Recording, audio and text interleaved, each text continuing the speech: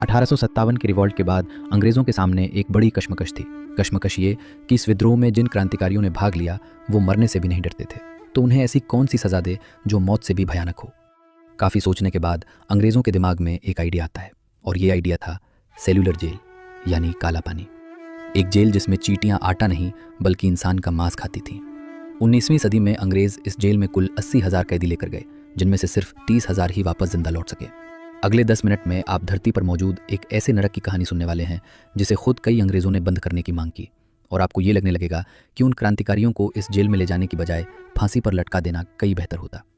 1857 की क्रांति वो तूफान था जिसमें अगर थोड़ी और एकता होती और ये कुछ समय और लंबा चल जाता तो अंग्रेज़ी हुकूमत का भारत से सफाया हो जाता। ये बात अंग्रेज़ों को भी पता थी, इसलिए इस विद्रोह के दौरान जिन क्रांतिकारियों को अंग्रेज़ कैद करने में सफल रहे उन्हें वो भारत में रखने का रिस्क नहीं ले सकते थे। इसके लिए उन्हें एक ऐसी ज़मीन की तलाश थी जो भारत से हज़ारों किलोमीटर दूर हो। अंग्रेज़ों की ये तलाश पूरी हुई। मेनलैंड इंडिया से लगभग 1300 किलोमीटर दूर सुदूर समुद्र में अंडमान एंड निकोबार आइलैंड्स की राजधानी पोर्ट ब्लेयर पर 10 मार्च 1858 को लगभग 1000 क्रांतिकारियों को एक जहाज़ में बैठाकर अंडमान एंड निकोबार की तरफ भेजा गया। कई दिनों के सफ़र के बाद जब ये लोग उस आइलैंड पर पहुंचे तो वहाँ पर उनके सामने घने जंगल और जंगली जानवर थे। जहाज़ से उतरते ही सबसे पहले इन लोगों को जंगल काटने के काम पर लगाया गया। फिर इन कैदियों ने अंग्रेज़ों के रहने के लिए कमरे बनाए।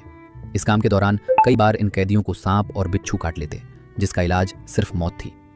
वहाँ इन लोगों के सर पर छत तक नहीं थी, ये खुले में ज़मीन पर सोते थे, जहाँ कदम कदम पर मलेरिया और प्लेग जैसी बीमारियाँ थीं जिनसे ये कैदी बेमौत मरते थे।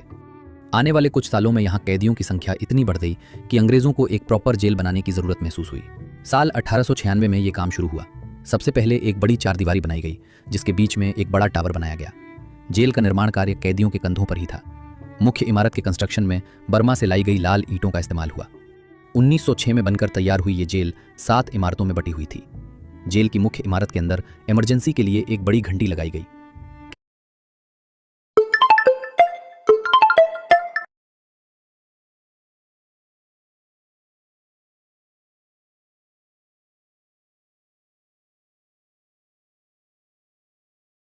संपर्क न कर सके, इसलिए इन 7 इमारतों में तकरीबन 700 बैरक बनाए गए। कोठारियां इतनी छोटी थी कि एक इंसान ठीक से हाथ पैर भी नहीं फैल सकता था। वो कमरे नहीं, ईंटों से बने ताबूत थे। इस जेल को धरती पर बना हुआ नरक क्यों कहा जाता था, इसके पीछे वजह थी इसकी बनावट और यहाँ पर रहने वाले अंग्रेज अधिकारी जो जल्लाद थे। जेल में रहने वाले प्रत्येक कैदी को कोल्हू के बैल की तरह हर रोज नारियल का तेल निकालना पड़ता था, और जो कैदी ये काम नहीं कर पाता उसका शरीर कोड़ों से छिल दिया जाता। नारियल से तेल निकालने के अलावा इन कैदियों से रस्सी बनवाना, कपड़े सिलवाना और चक्की से आटा पिसाई जैसे काम करवाए जाते। अगर कोई कैदी काम ठीक से नहीं कर पाता तो उसे हथकड़ी से बांधकर एक दीवार के सहारे खड़ा कर दिया जाता, जहां वो कई दिनों तक बैठ नहीं सकता था और न उसे खाने पीने के लिए कुछ मिलता। जेल में सैकड़ों सिक्योरिटी गार्ड थे। गलती करने पर इन कैदियों को ऐसे खुरदुरे कपड़े पहनाए जाते थे जिनसे इनका शरीर बुरी तरह छील जाता था। सोचिए, एक तो गर्मी का मौसम और फिर इस तरह के कपड़ों में कटा फटा शरीर, कितना पीड़ादायक था। इन कपड़ों में ये कैदी हिल भी नहीं सकते थे, और फिर इन घावों से जो रस्सी निकलती थी उसका भी कोई इलाज नहीं था। और उन खुले घावों पर जब जंगल की जहरीली चींटियां चिपक जाती थीं तो कैदी चाहकर भी उन्हें हटा नहीं सकता था। दलक से टॉयलेट की सुविधा भी नहीं थी। कैदियों को 2 तरह की थाली मिलती थी, एक से ये खाना खाते और दूसरी को नहाने धोने और शौच के लिए इस्तेमाल करते। रात के समय इन लोगों को बिना बिस्तर नीचे ज़मीन पर सोना पड़ता था। कई कैदी इन सजाओं से तंग आकर भागने की कोशिश भी करते थे, लेकिन लगभग सभी पकड़े जाते। पकड़े जाने पर इन्हें तड़पा तड़पा कर मारा जाता। इन सब के बाद भी अगर कोई कैदी भागने की कोशिश करता तो पहले तो वो वहाँ से निकल ही नहीं सकता था, क्योंकि जेल के चारों तरफ बस घने जंगल ही जंगल थे, जहाँ पर जंगली जानवर उन्हें नोच नोच कर खा जाते। और दूसरी बात यह कि यहाँ से कोई कैदी भागना भी नहीं चाहता था, क्योंकि इस वक्त तक अंग्रेज़ इन कैदियों की ज़िंदगी इस कदर नरक बना चुके थे कि अब उनमें ज़िंदा रहने की इच्छा ही खत्म हो चुकी थी। मार्च 1868 की बात है।